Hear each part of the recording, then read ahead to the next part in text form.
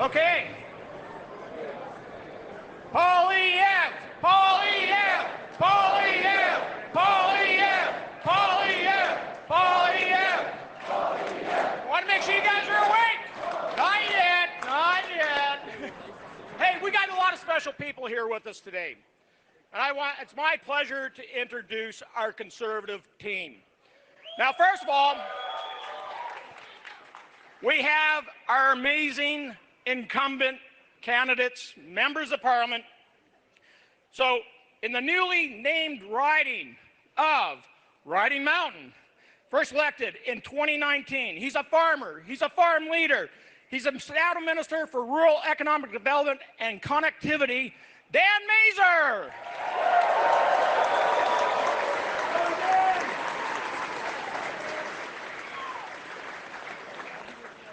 From Provenche, first elected in 2013. He's a business owner. He's a construction company and knows how to get things built. A man of faith, Ted Falk.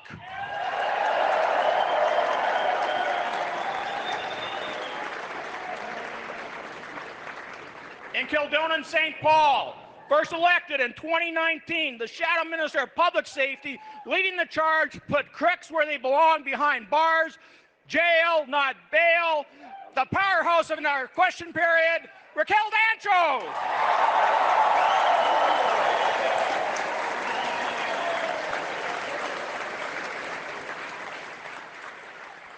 In the newly named riding of Winnipeg West, first elected in 2019, a businessman, a philanthropist, the first person to question the Bank of Canada if money printing is creating inflation, and a person leading the charge fighting anti-Semitism, Marty Morantz.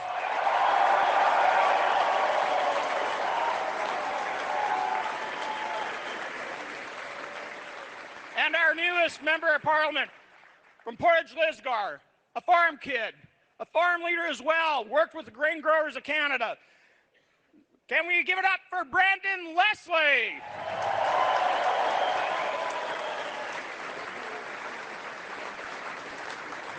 And of course, Brandon replaced our former leader, our friend Candice Bergen.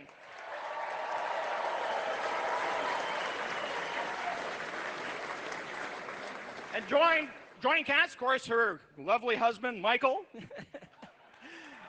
And ladies and gentlemen, Stephen Barber, Manitoba's National Councillor.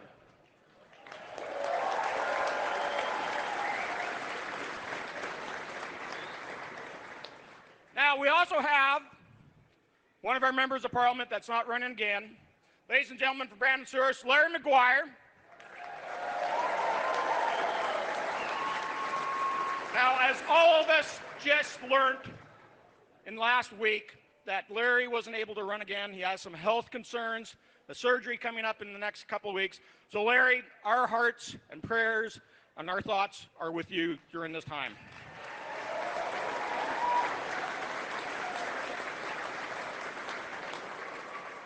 Now, we are joined with a bunch of great Conservative candidates who are taking the fight right here in Winnipeg and across Manitoba.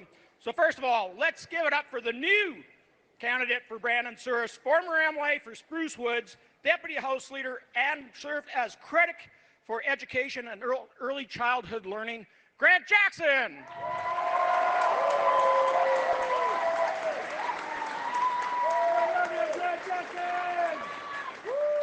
In Churchill, Kiiwetinoong, ASCII, we have a business student who is focusing on resource development and international trade, Lachlan Donardi. By far the tallest candidate that we have this year. In Winnipeg Centre, we have a Transportation Investigative Officer and a Royal Canadian Air Force Reservist in the Cadet Program, Thomas Dabrick.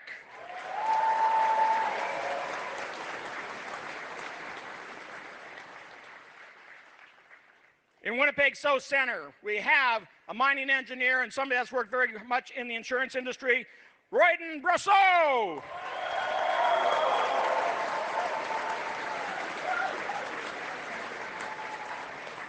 In Winnipeg South, former MLA and Provincial Mental Health Minister Janice Morley-Lecomte.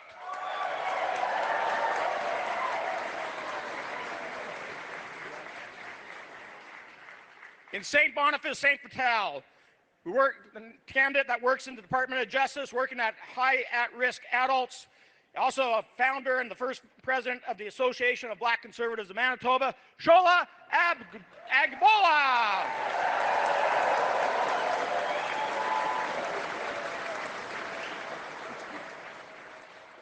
And no stranger to Elmwood, Transcona, we have our hard-working electrician and union leader in the International Brotherhood of Electrical Workers, Colin Reynolds.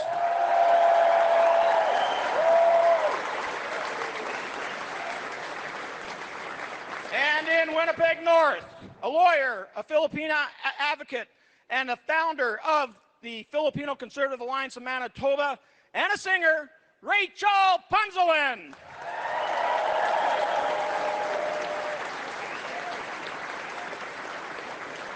And I ask all of you that are sitting to please rise, take off your hats as Rachel sings "O Canada."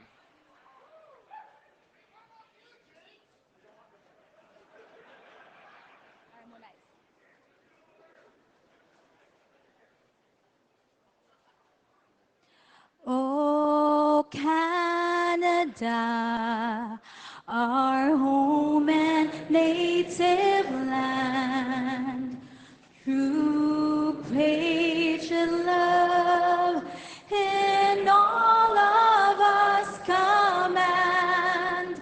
With glowing hearts we see thee rise, our true Lord, strong and free. Home far and wide, O Canada, we stand on guard for thee. God keep our land glorious and free. O Canada, we stand on guard for thee. O Canada, we stand on guard for thee.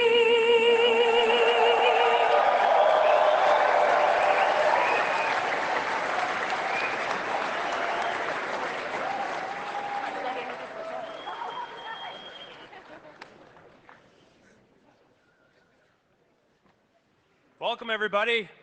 How's everybody doing? James Bezan forgot to introduce himself. James Bezan is the defense critic and longtime member of Parliament from Selkirk, Interlake. Thank you, James.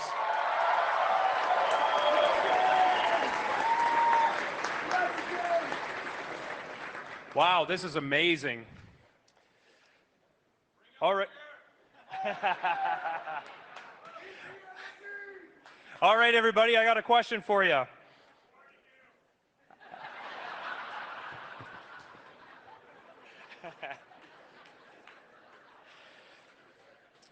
After this lost Liberal decade, with costs and crime up and our economy down and under America's thumb, do you think the Liberals deserve a fourth term?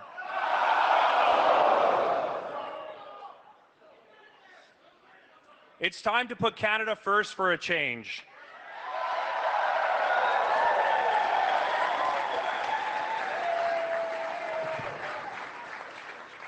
With a new Conservative government that will axe taxes, build homes, unleash resources, stop crime, and bring home jobs to stand up to Trump from a position of strength. Absolutely. Common sense Canadians like you know. We need change. And who's the person to deliver that change? Pierre Poilievre! Here to tell you more about the only man that can stop Mark Carney.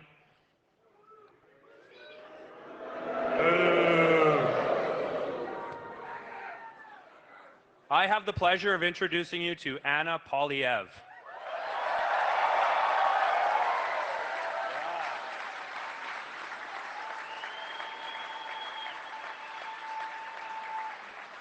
Oh, not yet. Anna is an entrepreneur dedicated to advocating against human trafficking and a staunch supporter of women's empowerment. Born in Venezuela and raised in Montreal, Anna moved to Ottawa in 2006, where she met her future husband, Pierre Poilievre, in 2012, and they married in 2017. An active member of the Conservative movement, she is the driving force of the Conservative March and Pierre's #1 supporter. Yeah.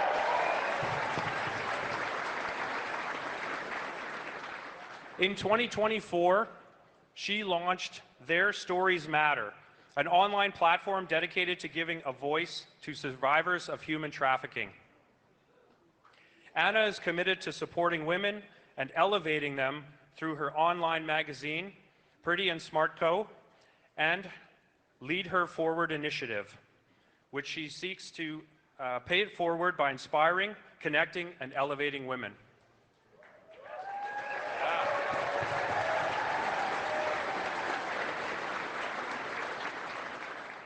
But she will tell you herself, her greatest accomplishments and most important roles are being a supportive wife and proud mother of Valentina and Cruz.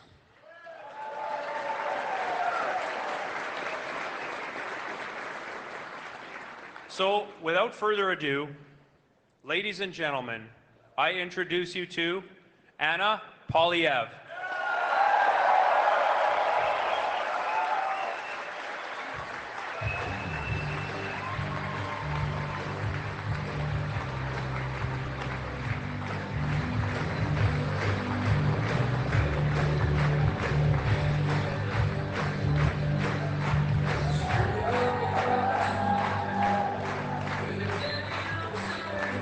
Thank you. Thank you so much, Winnipeg. Thank you. What a pleasure to be here in Winnipeg. It's my first time. So happy to be here with all of you. Well, here we are, Canada, in a crucial time where Canadians must decide whether we're going to re-elect for a 4th time the same Liberal team who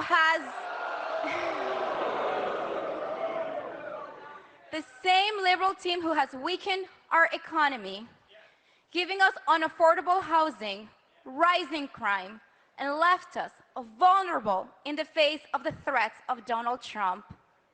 Or are we going to elect a Conservative government who's going to put Canada first for a change?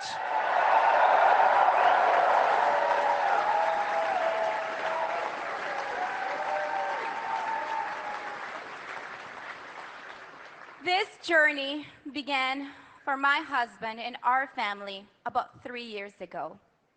My husband has been traveling from coast to coast to coast so that he can listen to Canadians directly.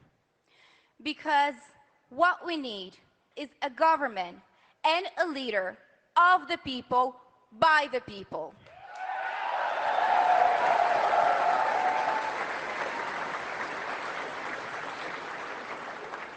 Leadership is not born from the boardroom of the elite. Leadership is born from true love for our country, our true North, strong and free.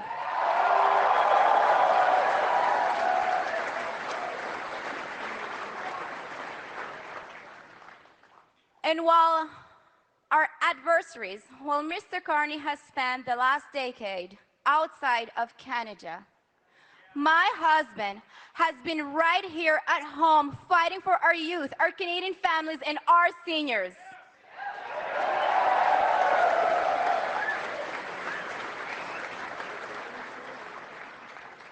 You know, Mr. Carney is seeking the highest office in this country.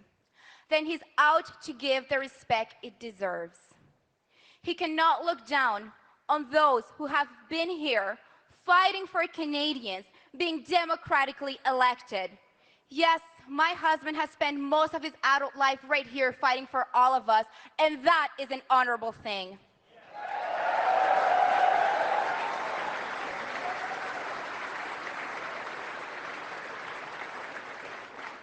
My husband has been listening to Canadians. He's been right here with all of us. He was the first one in the House of Commons going face to face with the Liberals and calling in that all of the spending was going to bring inflation and thus leaving all of us Canadians more poor. While my husband was going toe-to-toe against Mr. Carney in the Finance Committee, he was arrogantly looking down on us and saying that there will be no inflation. How did that fancy degree and title worked out for him? My husband was right.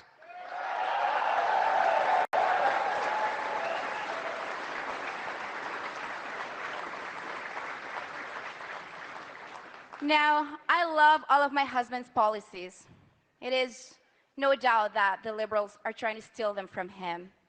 But if you want real conservative policies, you must elect a conservative government.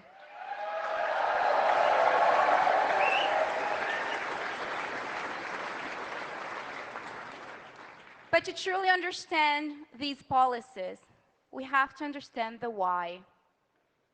Why are we doing this? Who is the man behind these policies? Who is the family behind these policies? My husband was born from a teenage mother who gave him out for adoption. He was born in Calgary and given for adoption to 2 school teachers. They worked really hard every day to make ends meet and put food on the table. That's how he was raised, in a humble house, working really hard for everything. Nothing was given to my husband. I was born in Caracas, Venezuela, and my family immigrated here in 1995 when I was 8 years old. My family immigrated in the east end of Montreal in a working class neighborhood, 6 of us living in a very small basement apartment. My father, he had to collect fruits and vegetables as his first job so that he can make ends meet.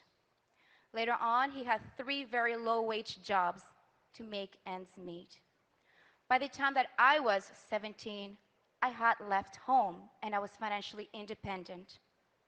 By the time that I was 19, I moved from Montreal to Ottawa, and I took a student loan so I can put myself through university on my own. I worked full-time as well.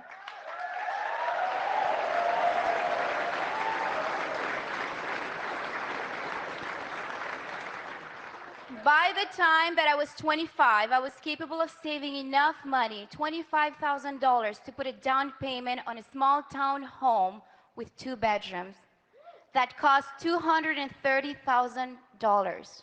That was in 2012, 3 years before the Liberal government took office and left us with now unaffordable housing. That Canadian promise that I was able to live, that my parents were able to live, it's no longer true. And that is why we're fighting, so that our children and your future can come back and we can have the Canadian promise again.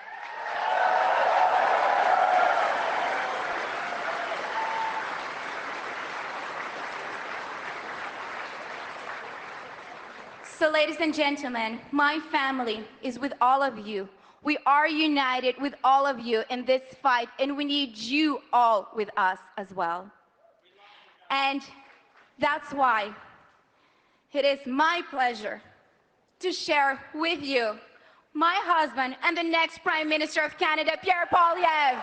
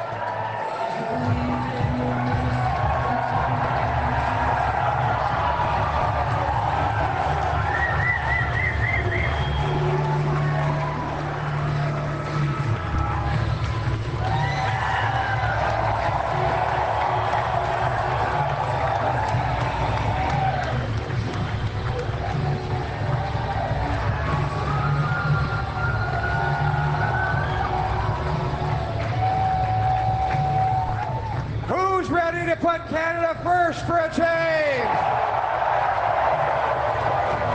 Who's ready to axe some taxes? Who's ready to bring home the country we knew and still love?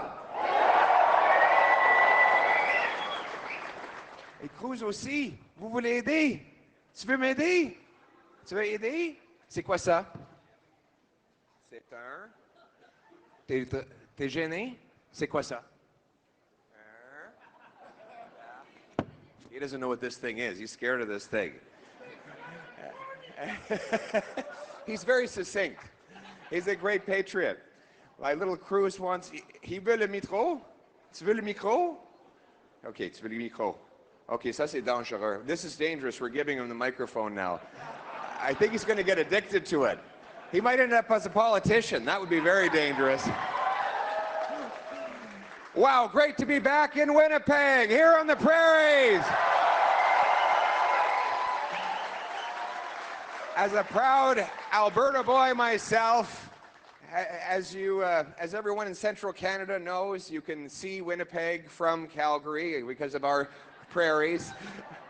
You can watch the dog run away for 3 days. Same joke here as it is in Alberta.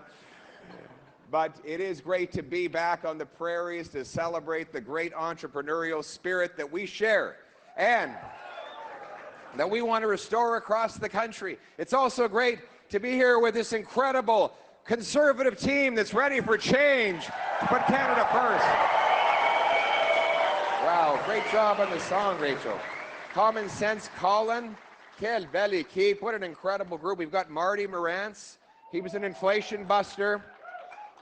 I remember when Marty came to the Finance Committee for the first time, we were discussing this program. You know, they have all these acronyms in Ottawa, and he said, it's the ISIP program. And he said, what do you think of the ISIP program? And I said, I sip Crown Royal. What do you sip? The next day, he had a beautiful Manitoba bottle of Crown Royal on my desk. What a guy. What an incredible guy. And Raquel Dancho topped him up, though. She thought that I needed to be energized for this Canada First campaign, so she gave me a portable espresso machine. She goes on the road. So that is what's powering me through the campaign, along with all of you. We were at, what is it called, Cafe 22 today? Have anybody been there? Well, we were making some pizza. Little Cruzy got Daddy a little bit distracted, and I almost dropped the pizza on the ground. But I think he got hired back. I didn't quite get the job. But we're very blessed to be here in beautiful Manitoba to celebrate our incredible country. And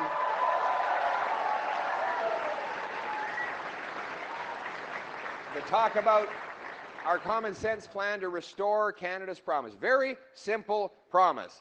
It's better than the American dream. They have a dream, we have a promise. It's like a deal.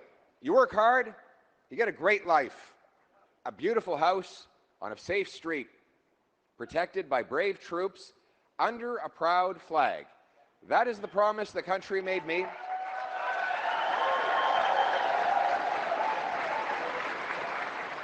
That is the promise that this country made me when I was born to very modest means, and my parents told me that I could do anything I wanted if I worked at it. But after the lost Liberal decade, that promise, like everything else, is broken. Housing costs have doubled. Food prices have risen 37% faster in Canada than in the United States after a carbon tax on our farmers and truckers drove up the cost of every meal on our plate, driving 2 million people to the food bank every single month. A quarter of our population is now living in poverty. Our economy, in per capita terms, is actually smaller than it was a decade ago. We've had the worst economic growth of any G7 country, $500 billion. More investment has left Canada for the US than has returned after Liberals raised taxes on businesses and blocked our resource projects, waging an all-out war on the Western Canadian resource sector. Crime, chaos, drugs, and disorder now spill onto our once tranquil streets as repeat violent offenders are granted release almost within minutes of their most recent arrest, costing countless lives. And all of this has weakened our economy and our country, putting us under the American thumb. Now, the question is, after this lost Liberal decade of higher costs and crime and a falling economy under the American thumb, do the Liberals deserve a fourth term in power? Or is it time to put Canada first for a change with a Conservative government that will axe taxes, build homes, unleash our resources so that we can bring home our jobs and confront the Americans in a position of strength?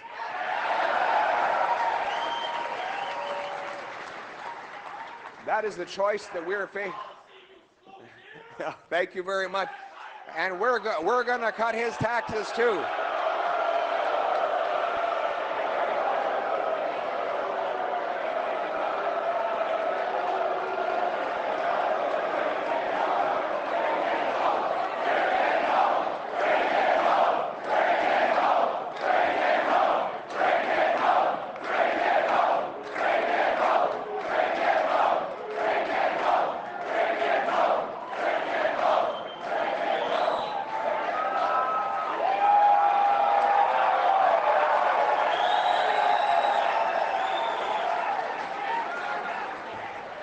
Love you too, buddy. We'll cut his taxes too.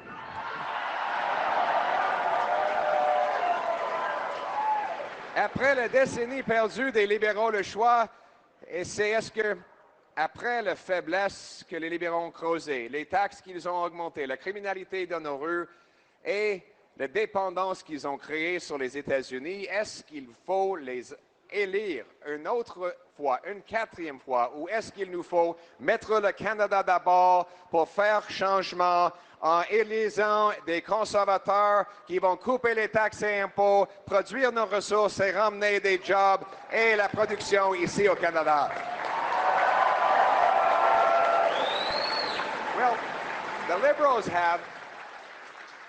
You have to give the Liberals credit for one thing. They've always got a trick up their sleeves. In order to get elected a fourth time after the lost Liberal decade, what they're doing is replacing Justin Trudeau with his economic advisor and hand-picked successor, Mark Carney. Mark Carney has been advising Trudeau on the economy over the last 5 years in favor of money printing that led to inflation. He had one disagreement in that he thought the carbon tax was not high enough and it needed to go even higher. In fact, Mr. Carney's been out of the country for most of his adult life.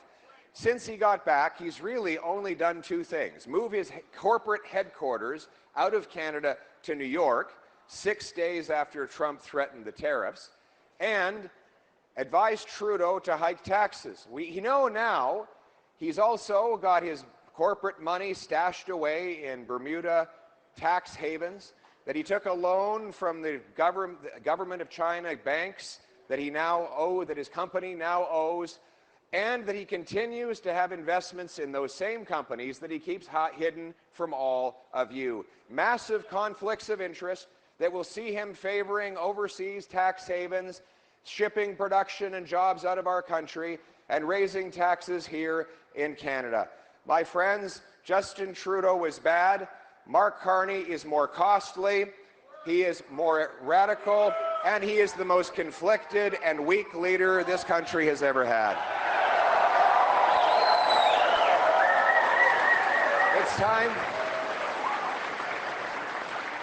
It is time to put Canada first for a change. And that is what Conservatives are going to do. We're going to start with a bring-it-home economic plan. See, for the last decade, they've been pushing money and jobs out of the country. I want to bring it back and put it in your pocket. That's our purpose. So the Bring It Home plan starts with a big, bold tax cut to reward work, investment, home building, and energy making. Let's start with work. Income taxes are the fine you pay for the crime of working hard. Our workers tell me right across the country, they go out, they put in extra hours, but the harder the work, the more they pay, and the worse off they feel. I was over at the grain handling terminal in Thunder Bay a while back, and the manager said the workers were all mad at him. I said, why? He said, well, I gave them all a bonus. I said, well, that wouldn't make me mad. He said, well, they got the bonus, and then they looked at their pay stub and saw it was chewed up by income tax. So they were all in my office saying, where'd my bonus go? Well, the answer is it went to the government. We spend more money on taxes than on food, clothing, and shelter combined in Canada today. That punishing work means people have less incentive to go out and contribute more, take that extra shift, get that extra bonus, or get a promotion for their hard work. That has to change. We need to end the war on work and reward the people who are out of bed at the crack of dawn to build our country.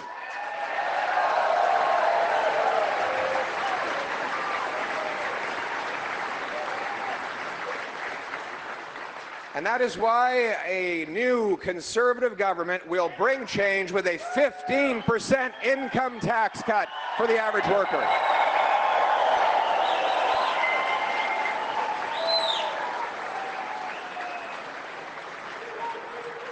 And speaking of bringing it home, we want to encourage all Canadians to invest in this country. After more and more of our money has left and our pension funds put the majority of their investments abroad where they can get a better return, we need to bring back the many billions of dollars that Canadians put aside for their savings. As you know, the previous Conservative government, with the help of the great James Bezan and Candice Bergen and countless others, brought in something called the tax-free savings account. You like that? Anybody got one of those? As you know, you can put aside $7 grand a year and grow it tax-free. That's not going to change under our plan, but what will change is that we will allow you to put an additional $5,000 into your tax-free savings account.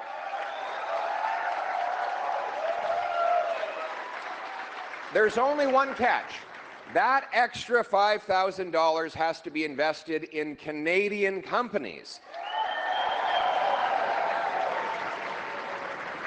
So these companies can then use the investment that Canadians saving for their retirement put forward to buy new machines, build new factories, dig new mines, hire new workers, grow back in this country. That's why we call it the Canada First tax-free savings accounts.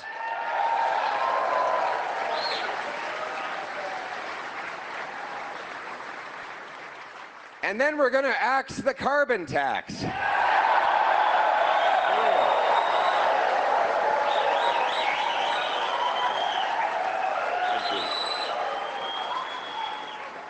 So, all of it. That's right.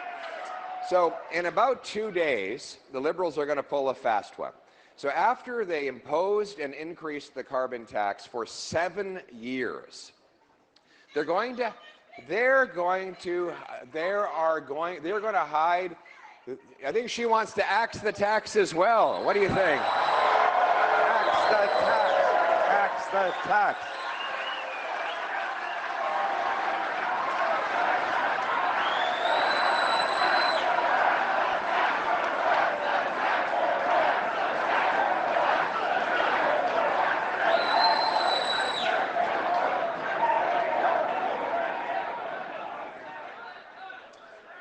So here's the trick. In a couple of days, the Liberals will hide the carbon tax at the gas pump. Now, the tax will not be eliminated. In fact, it is still the law of the land. The law that authorizes the government to impose this tax is still in place as we speak. Mr. Carney could have recalled Parliament to repeal that law if he was very serious about getting rid of the tax. He left himself the legal power to reinstate the carbon tax without any need to even pass another law. But he's asking you to forget about it until after the election, when he no longer needs your vote, but still needs your money. Is anyone going to buy that? Furthermore, he says he wants a bigger industrial carbon tax on our steel, our concrete, aluminum. He said, don't worry, Canadians don't use steel. Well, unless you drive a car or live in an apartment or you go into a building and you don't want the roof to fall in. Our little girl Valentina is very excited about that point. And so they're expecting you to believe that it is a big tax increase that no one will have to pay. When in reality, we know that you'll be the one to pay. Valentina gets a little bit overdosed on patriotism sometimes. There's a lot of,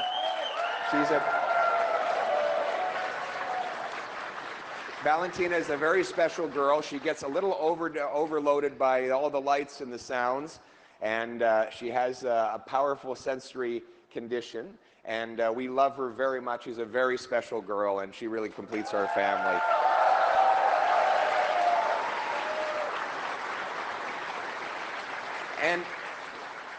But as I was saying, we know that this is one area where Trump and Carney agree. Both of them want to tax Canadian industry. Trump with tariffs, Carney with carbon taxes. We're not going to let it happen, though. A Conservative government will axe the tax for everything, for everyone, for good, for real, for a change.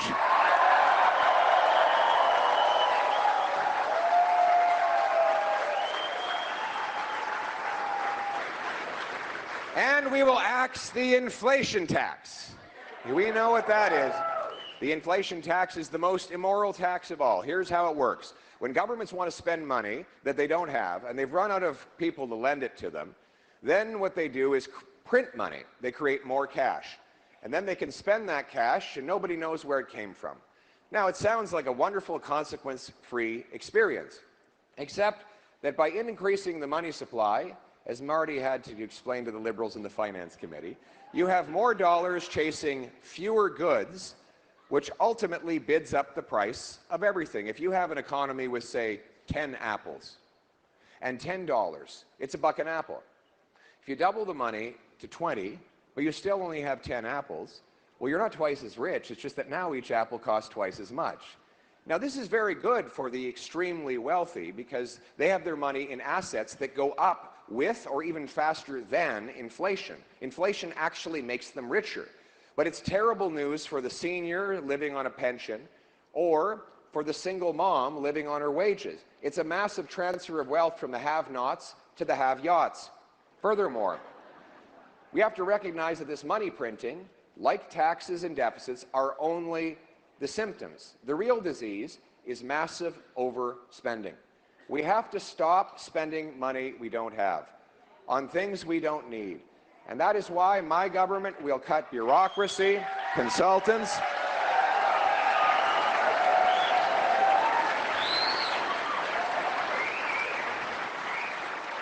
handouts to corporate insiders that ship jobs abroad. We will cut back on foreign aid to bring our money back home to Canada. And we'll bring in a dollar-for-dollar law that requires we find $1 of savings for every new dollar spending, the way seniors, single moms, and small businesses make trade-offs or get bargains so that they always come in under budget. This will force discipline so that politicians and bureaucrats must do what every other creature in the universe does: maximize use of scarce resources, get more value for money. You've been pinching your pennies long enough. It's time for government to start pinching pennies too.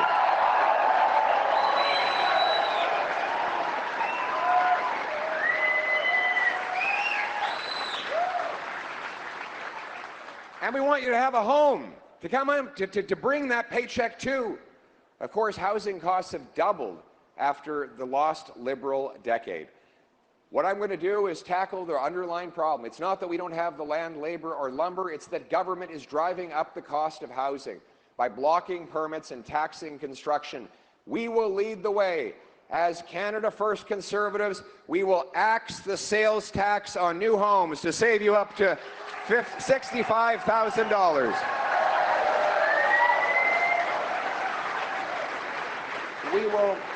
We will incentivize our municipalities to speed up permits, free up land, and cut development charges to build, build, build, build, so that our young people can once again start families and build their communities, build up equity for the future. That was the Canadian promise. After the lost Liberal decade, it is gone. If you give the Liberals a fourth term, they will only drive costs and crime up further. That's why we need to put Canada first for a change with a new Conservative government.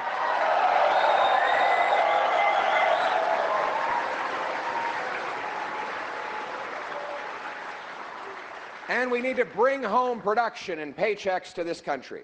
It starts with eliminating the anti-energy, anti-resource agenda of the Liberal government.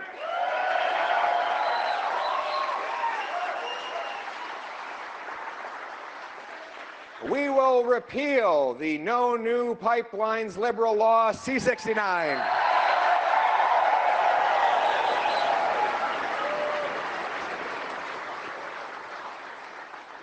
We'll get approvals down to 6 months and 1 year at a most. We'll have a one-and-done policy. One project means one review, not 17 reviews. We will seek to get mines approved in under a year rather than in 17 years, which is what it takes right now. We will also create something called shovel-ready zones.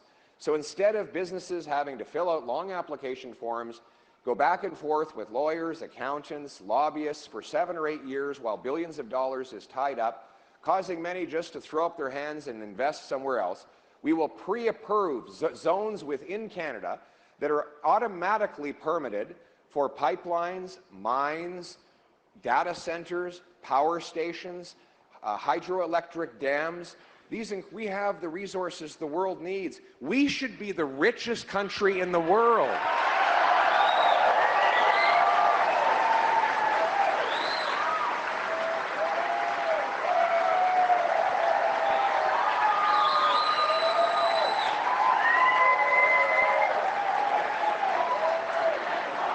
Bring it home.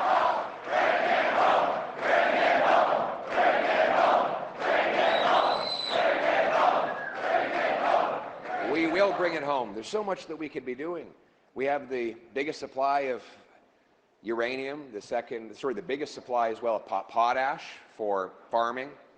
We have 4 oceanic coasts, or leading to oceanic coasts, if you consider the Great Lakes, St. Lawrence taking us out to the Atlantic. We have the 3rd biggest supply of oil in the world, the 5th biggest supply of natural gas. We have an electricity surplus. Look at the prodigious dams we have here that could power these data centers. The big tech companies in the States, they're actually building their own nuclear plants. They need so much electricity. We could have that here. Do you know that doing an artificial intelligence query on ChatGPT requires 10 times as much electricity as a Google search? Artificial intelligence. It's something we have in the government as well. It's just a different type.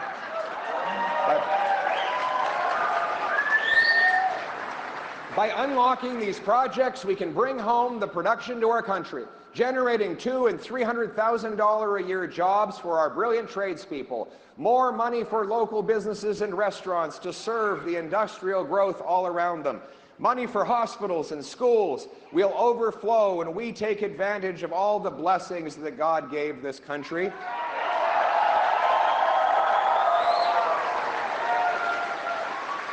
And we will create a shovel-ready zone to and right up to the Port of Churchill.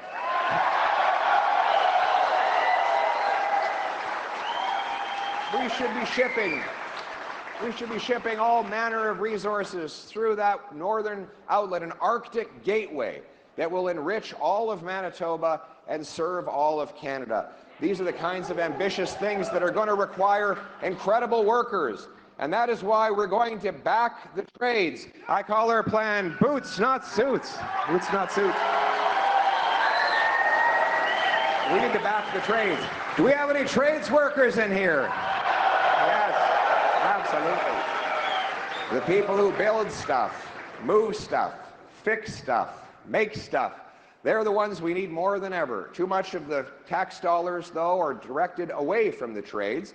It's been frowned upon, wrongly, by elites who turn up their nose at our most skillful and needed workers. That will no longer be the case when I'm Prime Minister. We will reinstate the $4,000 apprenticeship grant for our young apprentices. And we will partner with our unions and other training halls to create enough facilities to train 350,000 young apprentices and future trade workers. Absolutely. Boots, not suits. What's more, just yesterday I announced that we're going to end the unfairness in our tax system. Right now, a CEO can write off the full cost of his private jet, and yet a tradesman can only write up a total of $4,000 for the entire year for travel across the country. So if you're going from Timmins to Fort Mac 20 times a year, you get to write off $4,000. Who can possibly do that? The principle of our tax system is you're supposed to be allowed to write off the cost of earning your income. And when you're a traveling trades worker, that includes travel. So under my future Canada First government, we will allow trades workers to write off the full cost of their food, transportation, and accommodation to get from job to job.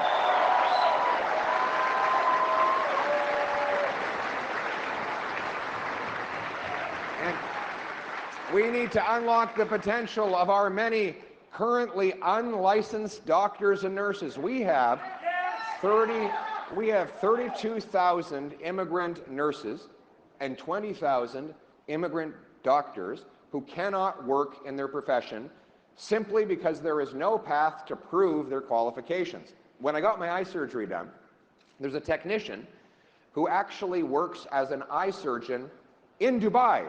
He commutes to Abu Dhabi and does surgeries there, but in Canada we only allow him to be a technician.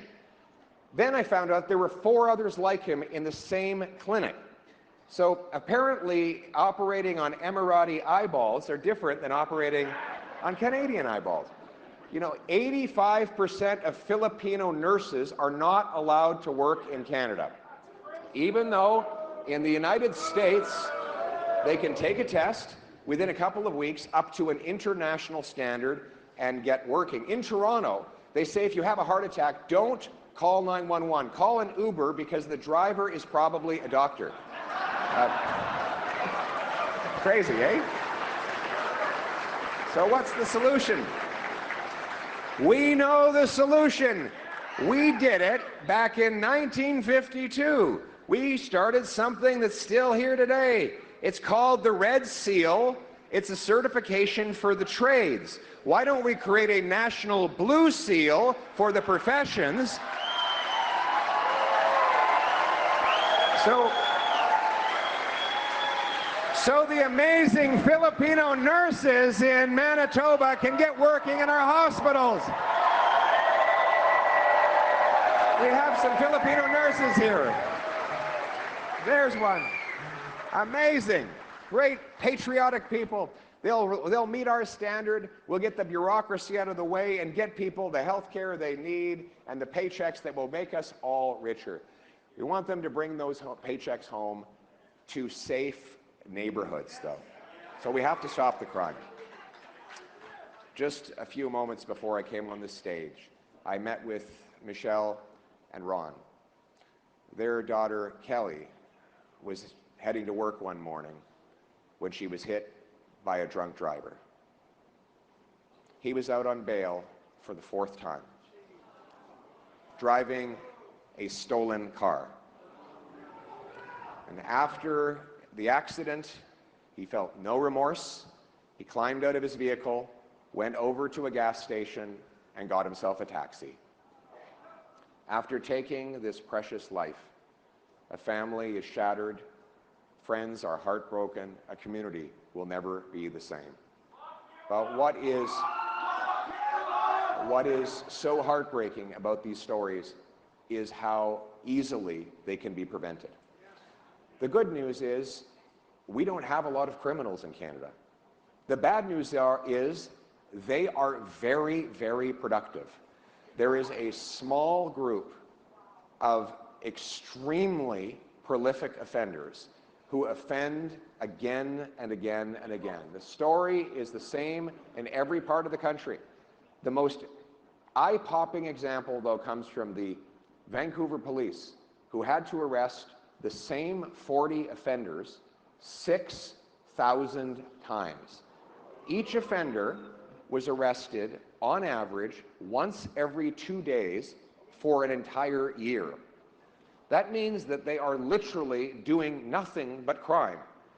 If you had those 40 offenders in prison instead of on the streets, you'd have 6,000 fewer people hit over the head with a baseball bat, stabbed, robbed, or otherwise violated. Why is this happening? Because of the liberal catch and release, hug-a-thug laws. C-75 that allows offenders to get automatic, requires the accused to get, and I quote, released at the earliest opportunity under, quote, the least onerous conditions. That's right in the law. And then you have C-5, the house arrest law, which allows the most prolific offenders who have been convicted to do the sentence in the comfort of their living room. You know, imagine a car thief. He's stolen 100 cars. He gets house arrest. He gets to sit around watching Netflix or playing Grand Theft Auto. And then you have C-83, which allows the most prolific mass murderers to move out of a maximum security penitentiary into a medium security, where they have sporting activities and cooking their own meals and walking around enjoying more freedom than some of our seniors can afford to give themselves. My friends, by electing the Liberals to a 4th term after they drove up crime, it will only get worse. It's time for a change, to elect a new Conservative government who will put law-abiding Canadians first.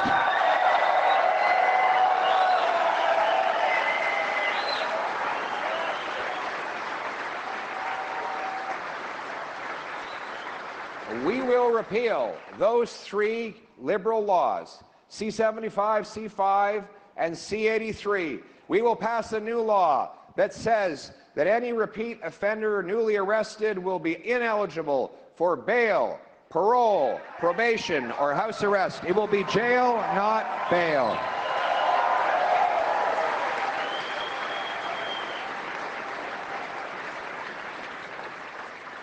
We will bring in life sentences for the very worst offenses, and we will make them mandatory. That moves now to the issue of drugs. Drugs are, in particular opioids, have been ravaging communities across the country throughout the lost Liberal decade. Decriminalizing, refusing to prosecute possession, and even giving out taxpayer-funded opioids has caused the crisis to metastasize, and to the point where we lost 50,000 people over the last decade, more than died fighting for Canada in the Second World War. The rampant dealers who get caught are again released. Our borders are porous. 99% of shipping containers do not even have inspection. It's time for a change, my friends, to stop the drug crisis and to save our loved ones. And so common sense Conservatives will take real action. First of all, we will bring in mandatory life sentences for traffickers and producers of fentanyl.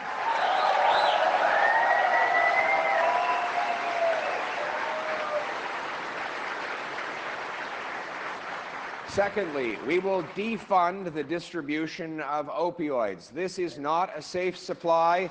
It is making the problem worse.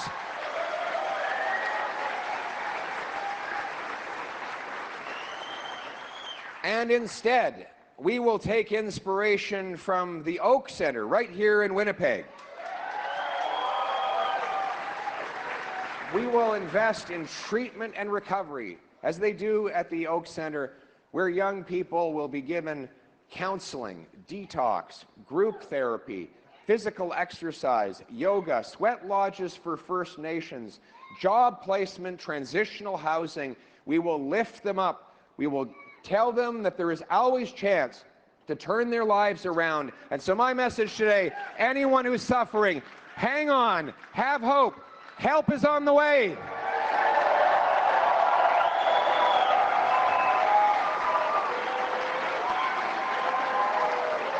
Help is on the way. And so is hope. Thank you. Thank you.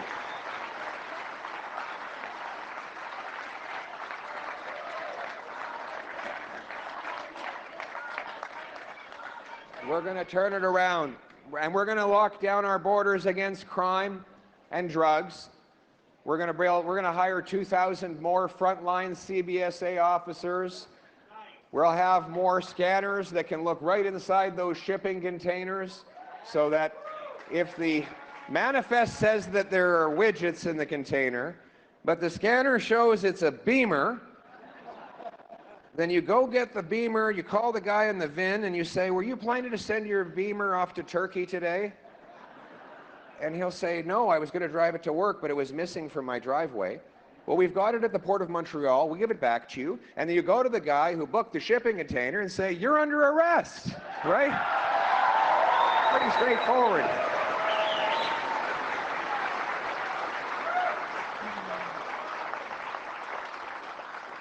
And we will pay for it by canceling the multi-billion-dollar gun grab that targets law-abiding citizens.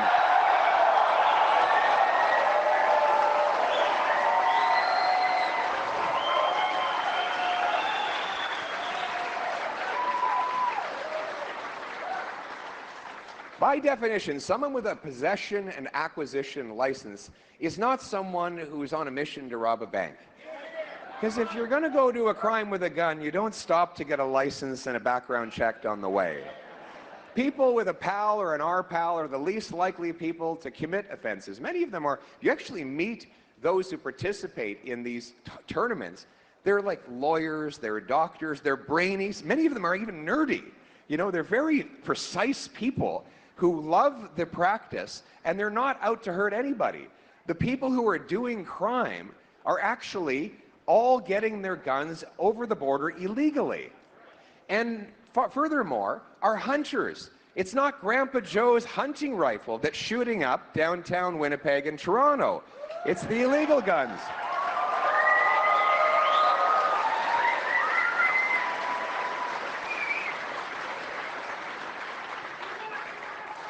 Liberals want to protect turkeys from hunters. Conservatives want to protect Canadians from criminals.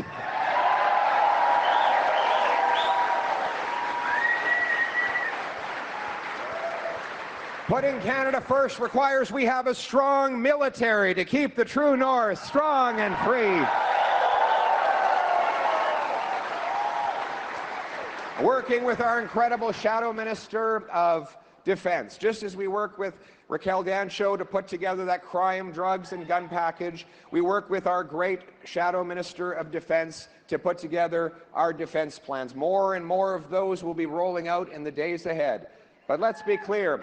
We're going to cut back on the money that's going in foreign aid to dictators, terrorists, and global bureaucracies and put it into the military.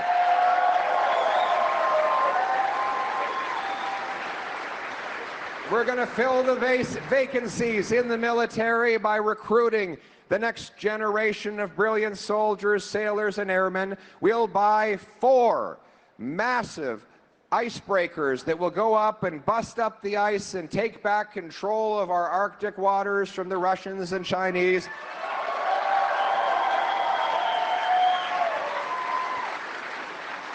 We'll speed up the purchase of fighter jets, Poseidons, and other key aircraft that will allow us to have dominance, particularly over our Arctic.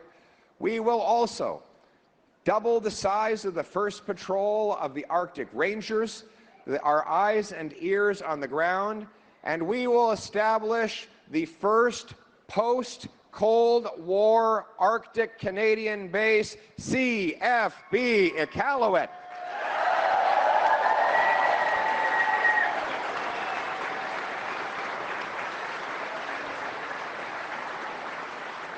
We'll expand our cadet corps to get more of our young people active in service, learning the mentorship offered by our soldiers and our rangers, and getting skills on outdoorsmanship, survivalism, discipline, and much more. We will also, our military, by the way, will be guided by a warrior culture, not a woke culture.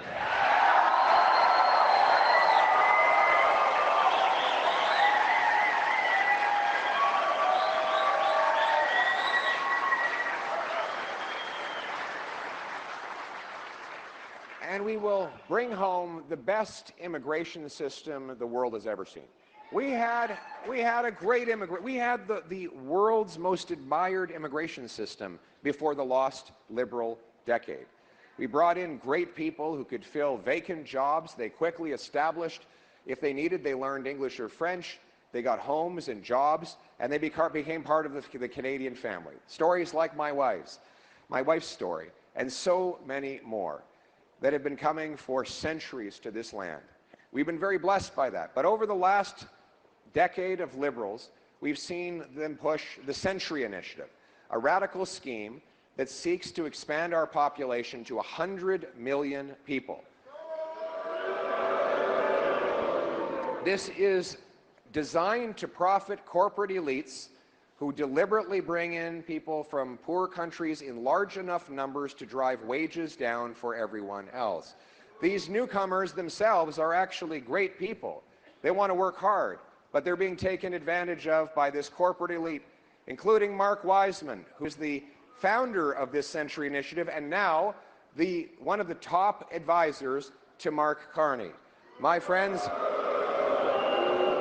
we will end the Century Initiative, we will end the abuse and fraud in the system, and we will bring in only the number of people that allows us to expand our housing stock, our health care, and our job market faster than our population.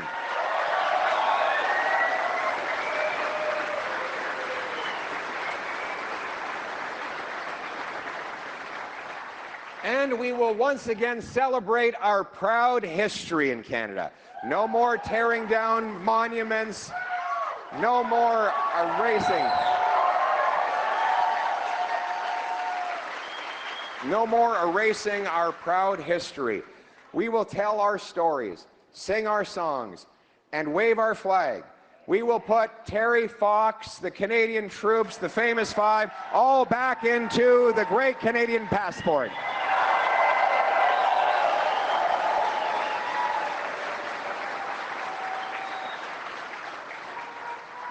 We will put Canada first, absolutely. After the lost Liberal decade of erasing our history and apologizing for everything Canadian, taking down our flag and expressing shame for our past.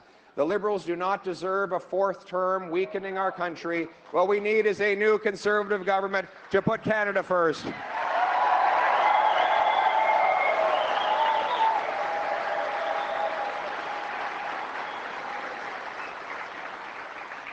We will be a nation that harvests its resources, trades with each other, protects its vulnerable, secures its border, upholds its law, raises its flag, rearms its military, and restores its freedom.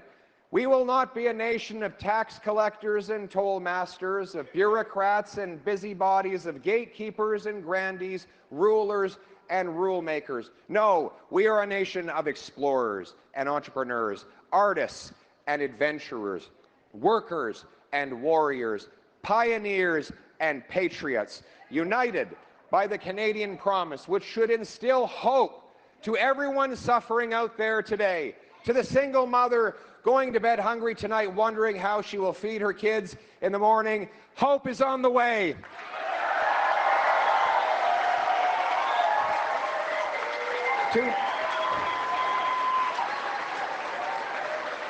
To the young couple, age 35, up against the biological clock, worried you'll never be able to afford a home, change is on the way.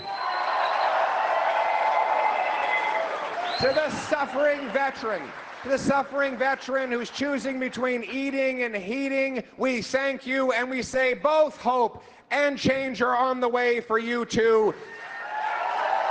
Because we will bring home the great Canadian promise that anyone from anywhere can achieve anything, where hard work gets you a great life, in a beautiful house, on a safe street, protected by brave troops under our proud flag. Canada first, let's bring it home!